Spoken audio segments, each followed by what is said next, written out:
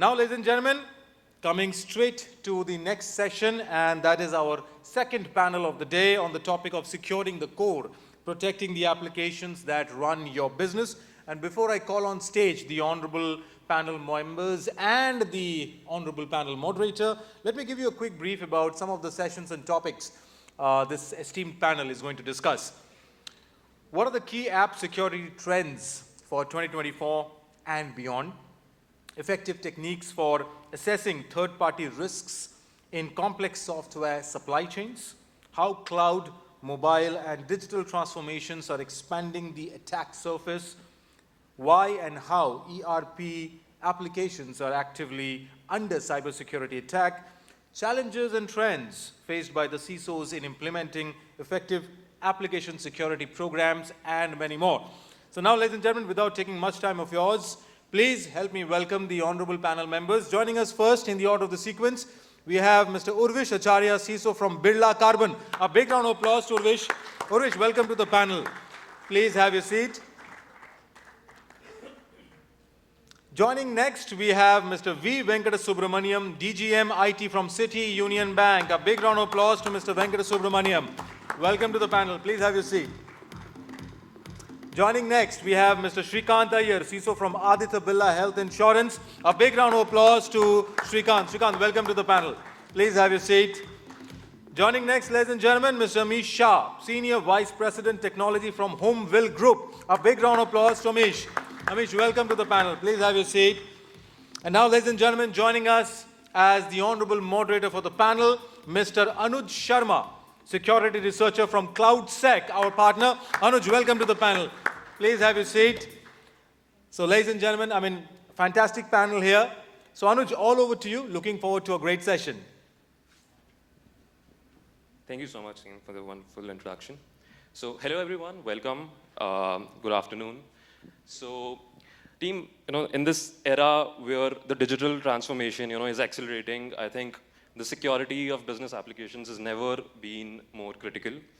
And, I feel very fortunate sitting, across these esteemed experts that we have across industries. If you see, today, if you look at it, right, a youngster like me, although right now I'm in a space, I'm working, as you can see, with CloudSEK, what a youngster like me would really like to understand from these brilliant minds who has that experience is, what are those unique challenges still in the industry, since they are, on grounds for this long, understanding exactly, what is probably a space where a youngster like me can get into, figure out, maybe build a new solution, have a particular space where, I can probably seek a new opportunity as well. So I think I'm really glad being part here, because as you can see, across industries, we're gonna get a lot of experience across business models from B2B to B2C, what are the challenges in the security space, be it application security, be it supply chain, from incident response to everything. So yeah, I hope, that today's session is valuable for everyone. So let me just quickly start with the set of questions that, you just got introduced to. So starting with the very first question, for Mr. Venkatesh and Urvish. So what do you think are the key application security trends for 2023 and beyond? Okay, so you're asking about the application security trend for now and beyond, right? So see, application, as you just mentioned in your opening remark, it's something with a key for any organization to work on, to punch on, to have our invoices on, whatever, right? Now, what I see, and my personal belief, what I'm looking at is, there is a lot of offboarding kind of stuff is happening around, especially on the security front, which means, is it possible to have something building myself? Rather, I would probably go with the provider who is actually giving me as a SaaS platform. Is it making my life a little easier? If I have too much of a customization, probably I'll continue with my own prim setup. But if it is a standard, which is generally the trend, people are talking about the cloud-based offering, and for the simple reason on the security is, it's majority of the stuff is taken care by them. Take an example of Salesforce. You are just using the CRM, that's it. I mean, you are not doing anything else apart from managing your data and the identity, right? So that's what I see. The one more piece I want to add is there is a very good focus on the DevSecOps which is happening on the security. So gone are those days, and I'm sure many of you are already aware about it, that security is not an afterthought. Even before the onboarding the partner application, there's a due diligence happens.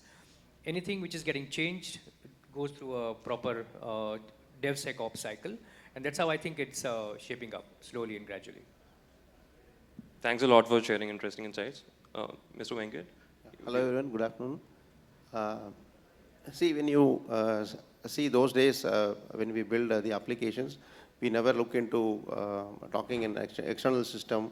There is, especially in this digital world, where the core systems are no more catering to the needs of the organization, especially I may be coming from banking. So there are a lot of interactions that I need to make with the external systems to make the transactions happen and to meet the customer expectations. So in order to, to take care of that, I think there are many aspects that needs to be considered, especially when also, the regulators are, giving a lot of directions in terms of how you build your security layer around your applications.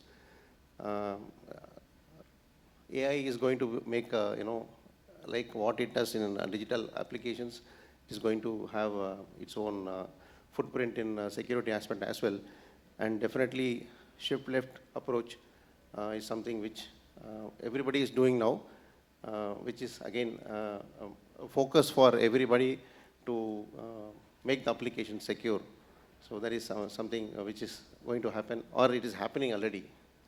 And there are, of course, challenges when we launch the applications. We have to take care of so many aspects, like how it is going to give confidence to our customers that to use the applications, whether it is going to impact the brand image of the organization.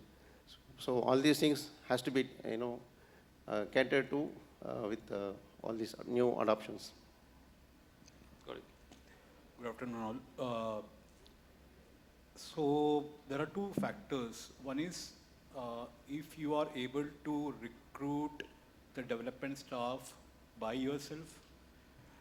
Second thing, as per the regulatory requirement, different regulators have different requirements. So what kind of workload you need to outsource to third party? If you are having a vendor, you are having a vendor like Tata also, so what kind of workload, how much risk appetite you want to transfer and get that work done? Because first thing is the budget which comes when you are hiring few people. There are people leaving the organization in a fast pace. So how much you are able to take the load? So many of the companies nowadays, a trend that maybe 40% you have your own team, 60% you are outsourcing. So the requirement is totally up to each and every business, each and every industry. As per that only, I mean, mainly it's the regulatory requirement.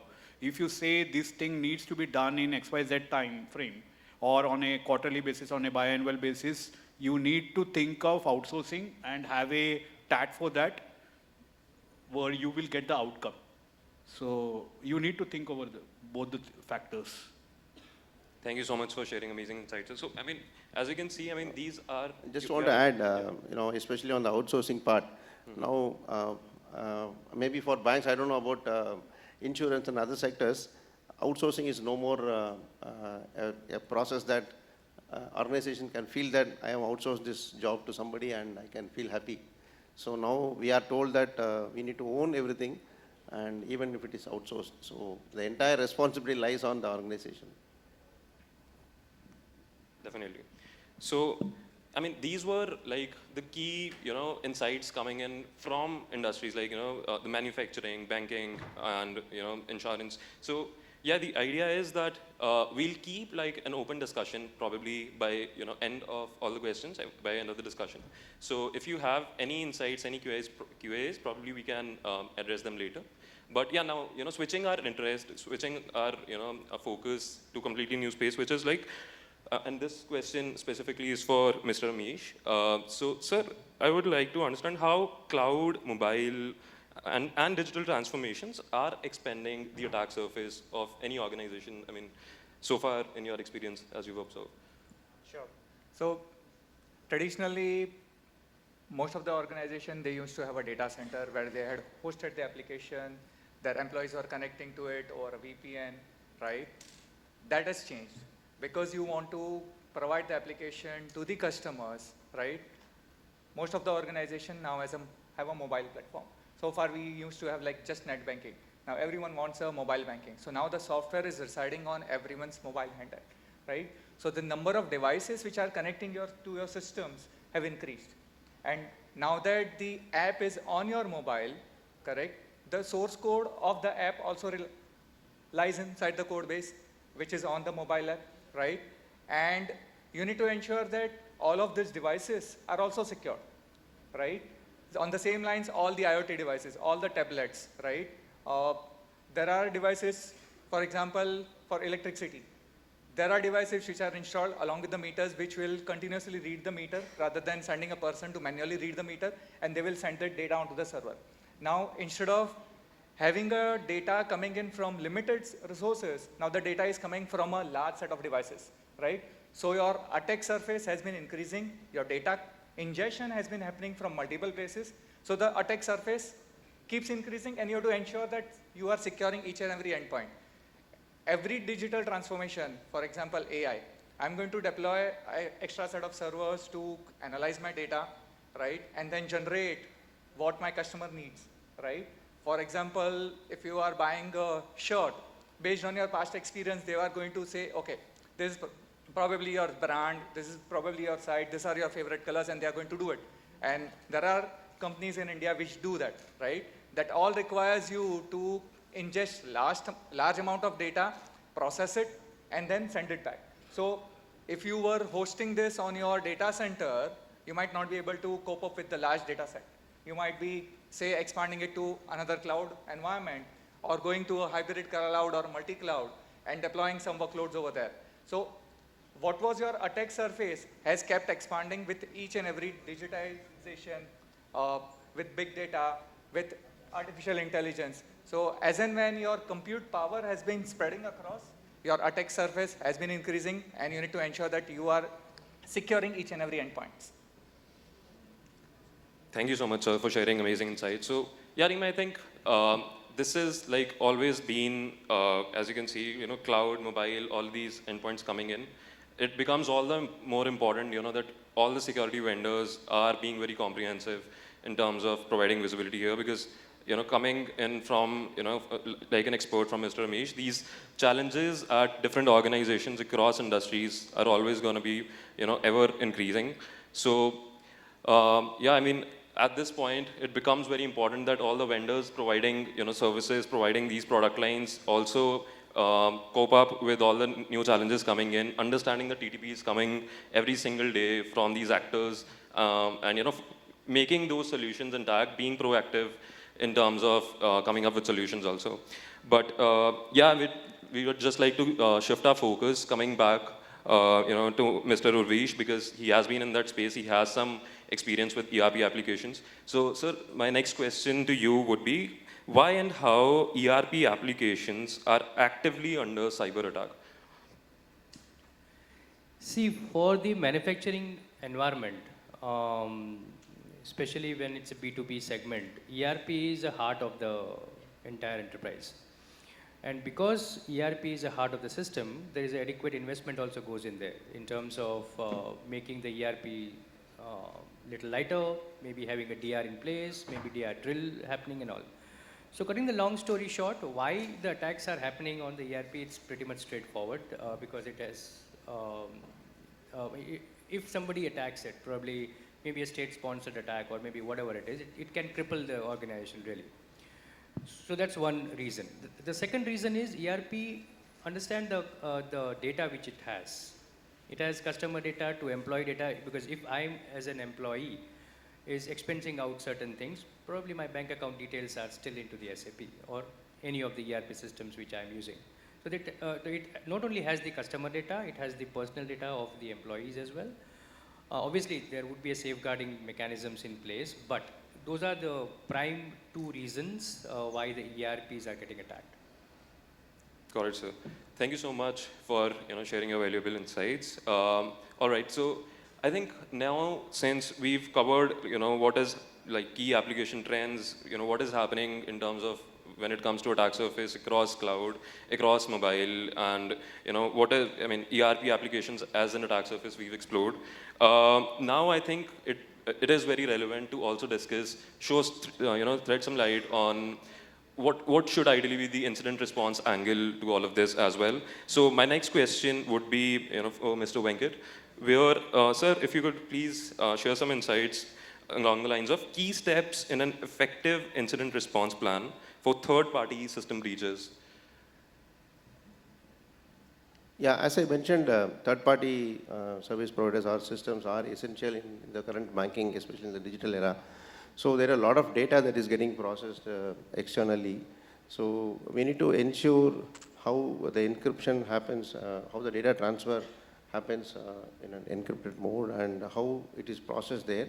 And also we need to ensure that what is the retention period that we agree with each other, especially a lot of data like, for various activities. Example, we send it for card embossing for customers.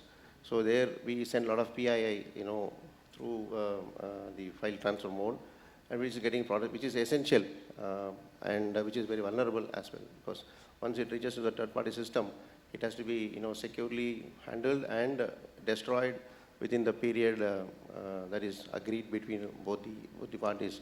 And in terms of other applications, for example, lending, a lot of lending applications runs on cloud or in a SaaS model now.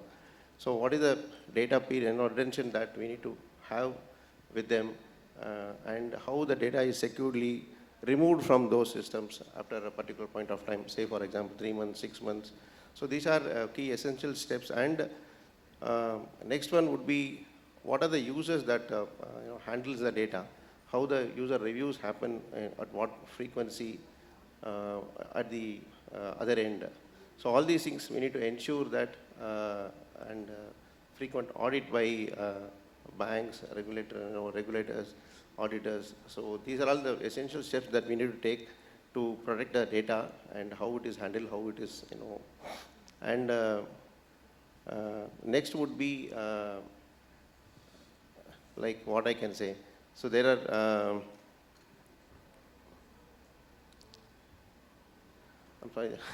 No worries. No, it is actually very relevant, whatever you've mentioned here, right? So because we really need to figure out whether it's going to be compliances that we're going to rely on, because we are talking about, third-party platforms leading to, these breaches and our data getting exposed. So, it becomes, this question becomes very important. Is it just going to be some set of compliances that we are relying upon, or we really need to have those maybe sort of security vendors in place who are making sure that, all of your supply chain, all of your third-party dependencies, plugins are being managed properly.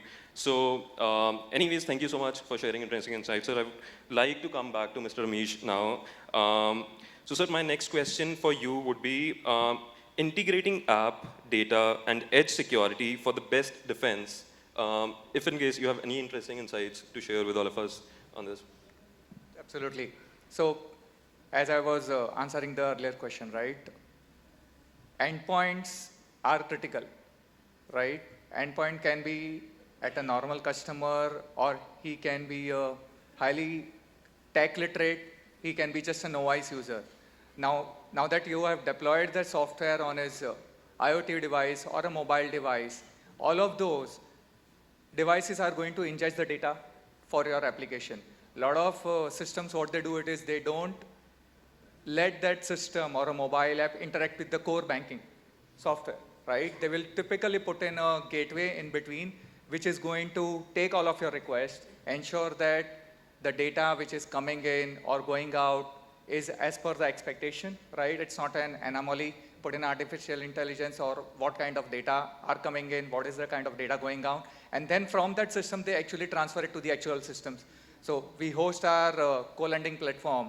A lot of our partners, they actually do not let us integrate with their lending management system, LMS directly. They basically say, okay, park it on this sourcing LOS system, and from there, we will route the data to the actual core system. So in order to protect their actual systems, they will put in a middle application in between, right? Which are typically deployed at the edge locations, which are closer to the customers. And that's how they can safeguard, okay, whatever the data is flowing in is as per my requirement. We had a case where we were getting a lot of leads, right? Because we have the digital journey. And we had enabled credit check for those. When we deployed this to one of the third-party vendors so that we can get leads from them, we started getting tons of leads in a day, and most of those were not eligible cases. Someone looking for 5,000 rupees loan, 10,000 rupees loan, and we are not in that segment. We typically go for a home loans product or someone who's a salaried class. And so on that day, one particular day, our bill of just hitting the credit bureau just went, shoot it up. And so we were like, okay, let's stop that because we are just looking at the leads, right? Let's qualify them. If they're eligible, then we will have the CRM team speak with them, and then we will enable the credit check based on if it qualifies for my case or no, right? So that's what. You can build an application, and you also need to look at, okay, how is it going to impact at the end of the day? Am I getting a valid set of data, right? Can I put in something in the middle so that I can do filtration rather than putting those rejected cases into my actual systems? That's pretty much what we do in our platforms. Got it, sir. No, I really appreciate, you bringing in these real-world, case studies, examples, and, explaining us how, in terms of integration, the challenges that we're facing. All right, so, I mean, coming to our next question, it is, for Mr. Urvish and Shrikanth, but I think this question is relevant for every CISO sitting here. So, what are, sir, you feel are top challenges and trends that are being faced by CISOs today in implementing effective application security programs? Okay, so I would think in a way that if, and I'll probably segmentize in a couple of models. So suppose if I am using any application which is cloud-based, okay, and obviously every applications are now giving you the analytics based on AI. Now, they are very proud, as application provider are very proud and say that we have an AI capability, why don't you leverage kind of stuff. My worry is how much is a guardrail which is put into their AI model, which is not visible to me. I may have my checks and balances in terms of onboarding or before onboarding or maybe do the post-audit kind of a scenario, but a situation may be out of my control if I have already married to that particular partner. So that's a big problem for me. AI is unknown to many, including me, and unless I have a visibility that what exactly guardrail they are putting in, I have a big problem. The second problem is the fast pace of change. When I talk about the security leader as a challenge, there may be many applications which is legacy application, which needs to be run on the specific platform. Now I'll give you two analogy or two scenarios. Remember 4 years back there was a COVID-19. Most of, and in fact there were some reports also, that 90% organizations BCP failed because nobody envisaged COVID as a scenario, because COVID was such a kind of a situation came after 100 years. Consider about 3 weeks before scenario where endpoints were affected. So people baked in their BCP into their earlier experience base, but nobody envisaged that, hey, what if the endpoint itself is not working? Now, as a manufacturing organization, we had a BCP saying we'll start firing the manual invoices, but manual invoices need a computer. Now, computer itself is down, then what to do? Right? So, can I have two different platforms? Can I have a Mac and Windows, both? Maybe, may not be. Is it really worth investment? So, these kind of a little bit of the various nuances, which is really, really troubling. Let's see how it goes. Thank you. Yeah, you have anything to Yeah. answer? So, when we talk about application security, the dynamics keep changing. It depends on what kind of application and the business requirement you are having.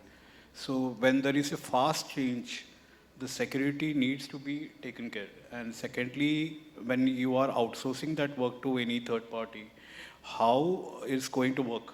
What is, as I said earlier, the TAT, how you are going to respond back, the incident, everything comes, because they are accessing your UAT, and certain team members will be having access to the production also. So what kind of incident response, you should have that process in place, educate the your vendors, the team members who are actually working on your application. So it's very important to understand the different security features like OS top 10 you need to integrate. The source code review needs to be done on a quarterly basis. There are regulatory requirements also. So VAPT needs to be done for critical application twice. That's an IRDA requirement. Black box testing. So everything you need to, as a CISO, you need to consider everything. You need to talk to your CTO on a regular basis. What are the challenges you are having from the security standpoint, and discuss with the vendor or the development company if you're having the development team in-house. So these are few pointers which I want to highlight and need to be considered on a day-to-day basis. Definitely. Thank you. You would like to add on? I would like to add, CISOs are always, having sleepless nights, especially when any incident happens. Especially yesterday, we know that around 300 banks were down because of the ransomware. So to mitigate, a lot of innovations are happening. I want to share a couple of innovations that we did from our bank. With RBI Innovation Hub, we developed an app called 𝒖𝒏, where it sits on the top of the mobile banking, and your mobile banking goes to sleep completely, and it cannot be hacked. Your mobile banking cannot be hacked. So now we know, especially digital payments happening through your mobile always. So this is something we launched. We are the first bank to launch this in partnership with one vendor and RBI Innovation Hub. And second one is the second factor authentication through voice, which we did using the 5G technology. See, these are the two things which we did to protect our customers to execute the digital transactions in mobile. So this gives some kind of relief to the customer.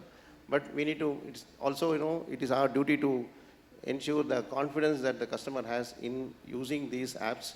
I think Singapore, they are going to launch a tokenized system of generating the authentication, getting away with the SMS OTPs. So some innovations are happening. So CISO's life would be easy, I believe. Got it, sir. No, thank you so much, sir, for sharing your insight. So yeah, I feel, audience, if you look at it, right, I'm not sure how many of you are observing this pattern. I think right now we were just discussing on the challenges that, they feel they've been facing. But a very common trend that I am seeing, because Mr. Venkat just mentioned the very recent incident that has happened, affected a lot of banking organizations across the country.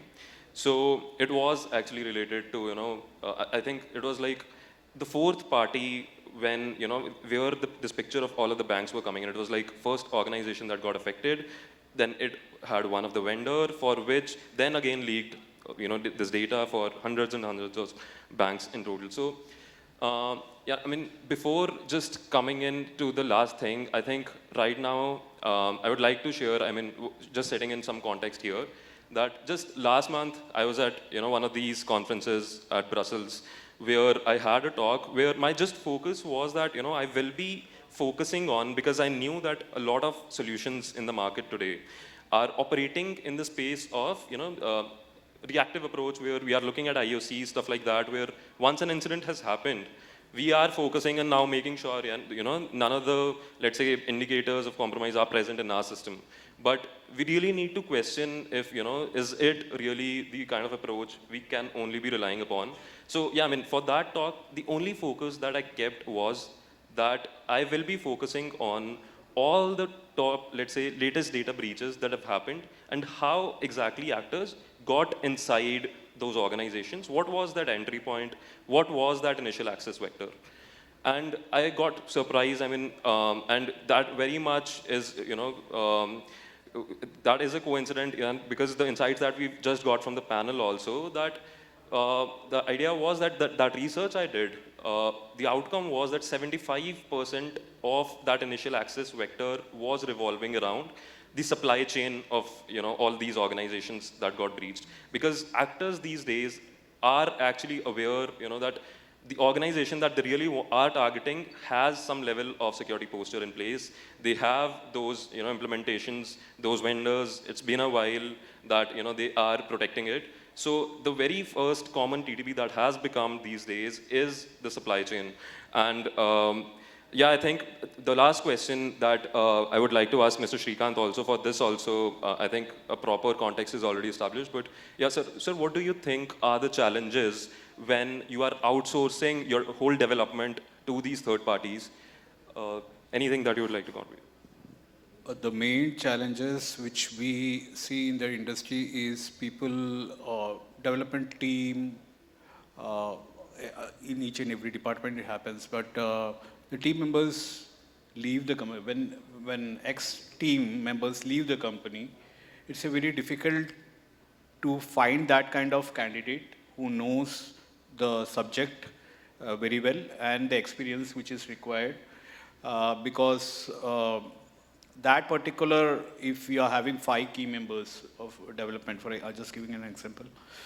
So if one person is leaving at a mid level, it's very difficult to find that kind of person who will replace him with the same knowledge and take up the project. It happened many times. I have seen many occasions that first thing, you don't get people. Second thing, experience is not relevant. That's the thing. Second factor is when you are outsourcing.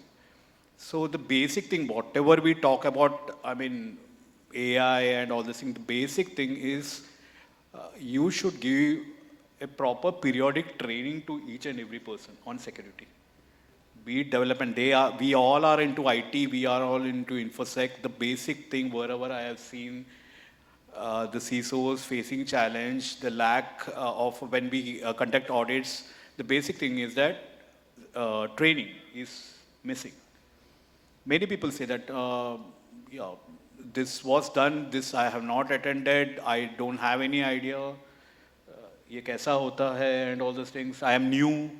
So basic thing is training. From there you need to start it, followed by the relevant training to be provided. If you are outsourcing, the company is responsible to provide proper training to their resources. If it's in-house, you are responsible to give proper training on the regular, their own work, what they had to do on from the, its information security department's responsibility to provide regular periodic training to all employees. But specific to development, there are certain training which, there are a lot of trainings which are done. It can be done in-house. We normally do a video followed by quiz. It's separate for all the employees and it's separate for the development team. Even though it's a outsource, then also it's a mandate that they need to attend that training, pass the quiz. It's done on a periodic basis, so we take into consideration everything. Got it, sir. So yeah, I mean, your concern regarding training, I believe definitely is very relevant. But anyways, I think we are pretty much done, audience, with the set of questions that we had. I mean, I'm really fortunate to share the same stage with you, everyone. I think insights, I mean, for any youngster out here, getting these insights from industry leaders across, wealth of experience that they are coming in, I think is very insightful, is very refreshing. So I would like to have this open discussion. Any questions at all from the audience regarding the different subjects we touched? If anything at all, any would like to touch base upon, we would be happy to answer that. Yes, please. The last question, what Shrikanth mentioned about training for vendors, it's a very good point. But if there are very smart vendors, personal. What I'm saying is that Shrikanth, what you just made the last point around vendors training, it is a good point. But the only thing is, if there are very smart cookies, few or maybe many, how do you handle them? You're talking about more technical persons. Yeah, if they know what they're, at the end, you actually end up giving some data also for testing in development systems. You actually So what kind of access you are giving them? It totally depends on what access. I'm asking beyond training, is there something that, some smart ideas that some would have done? Training is a basic thing, what you do, and followed by rest of the process the company or your own team needs to follow. So what kind of access, user access you are having, you should segregate the responsibilities. So development team, UAT, you should have separate team members who will be accessing that. Production and deploying it on production will be different. So there are many aspects which needs to be considered, which is a regular practice across application teams. Any other question? Yeah, can we have the mic there? So please do introduce yourself, your organization, and question to which specific panel member. Good afternoon. I'm Akshay from Government of India. This question is for Mr. Venkatasubramanian. You mentioned certain innovations the banking sector is doing. Just wanted to know, and you mentioned the siege attack vector for systems. The innovations that you mentioned would that have prevented that attack vector? And secondly, is owning the BCP or your supply chain not part when you make your BCP? Is it still lacking, though the banking and financing sector is the most important sector that we have? Is our business continuity planning taking into our entire supply chain into account when we do this BCP planning? Or is there much more to be done? Is it a failure of the BCP, of the NPCI and the banking system or not? Can you repeat your first question, please? The innovations that you mentioned, first of all, that you've been doing, would they have prevented something which happened with the vector, the CH attack vector? Second, is the problem of BCP or not? What has happened with this? I'm sorry. The recent attacks which happened, right? Okay. The innovations which are happening.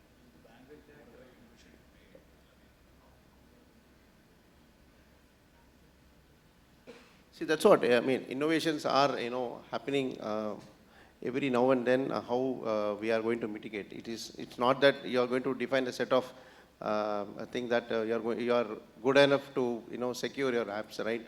So it is going to be, every time anything happens, you try to mitigate with the new innovations and the new things. As I said, when we make mobile banking payments, it was very vulnerable. So we came up with the 𝒂𝒐 solution for our customers, where we protect our apps and ensure our customers don't lose money. So something like that, we keep innovating and then we do it. So yesterday's instance especially, that happens, and see, BCP is something always, we plan and we do it, but that is not enough in my view. Any further question? We can take one more question from the floor. Yeah, can we have mic on the back, please, to the gentleman? Hi, good afternoon. My name is Munesh Ahuja. I represent Aseem Infra. Question is more for the BFSI guys on the panel. How are you guys protecting all these fake apps that are coming in on App Store and Play Store, which have similar sounding names or, one small spelling mistake and kind of, asking for credentials from customers?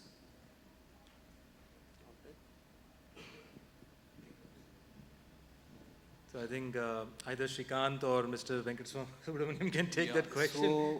So these kind of fake sites needs to be, you need to have that kind of tool in place for, there are a lot of tools available. licensed versions where it keeps on checking what kind of the name of the company or the apps, everything. And the person who is monitoring that normally happen to connect with the relevant, maybe it's more from the marketing department who does this kind of, when they post something on LinkedIn or you have Facebook, social media. We normally, it's a practice that at our end, we normally connect with the marketing guy and check whether this is a legitimate post. If not, if it's brought down. It's brought down on that particular day and within few hours, sometimes in minutes. So we even had one experience of a fake Twitter post, and we immediately within an hour we could identify with the help of our partners, and we could respond to that immediately. So there are, as you said, tools available and partners available who support us in identifying those fakes. Thank you so much, honorable panel members. Ladies and gentlemen, a big round of applause for this wonderful panel here. And now I would request the panel members to kindly be on stage, and would like to call on stage Mr. Rahul P. Gurjar from Trainocate to kindly do the honors of felicitating this wonderful panel of experts here. Rahul, thank you so much for doing the honors. Please come on stage. And we'll begin with Mr. Urvish Acharya from Birla Carbon. A big round of applause, ladies and gentlemen, to Mr. Urvish Acharya from Birla Carbon for his wonderful contribution in the panel session.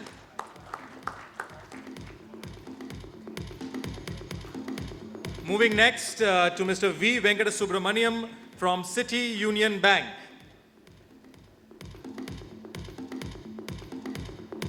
A big round of applause, ladies and gentlemen, to Mr. V. Venkatasubramanian for his wonderful contribution in the panel session. Moving next to Mr. Shrikanth Iyer from Aditya Birla Health Insurance. A big round of applause, ladies and gentlemen, to Mr. Shrikanth Iyer for his wonderful contribution in the panel session.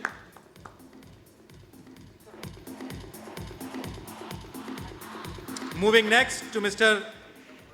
Amish Shah from Homeville Group.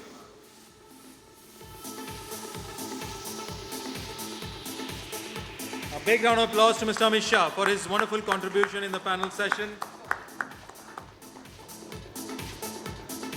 And now we would like to felicitate the honorable panel moderator, Mr. Anuj Sharma from CloudSEK. A big round of applause to Anuj for wonderfully moderating the panel session.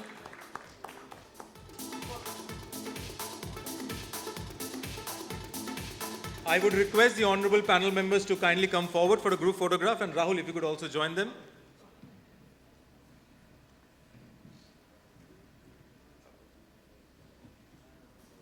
A big round of applause once again, ladies and gentlemen, for this wonderful panel of experts here with us for panel number 2.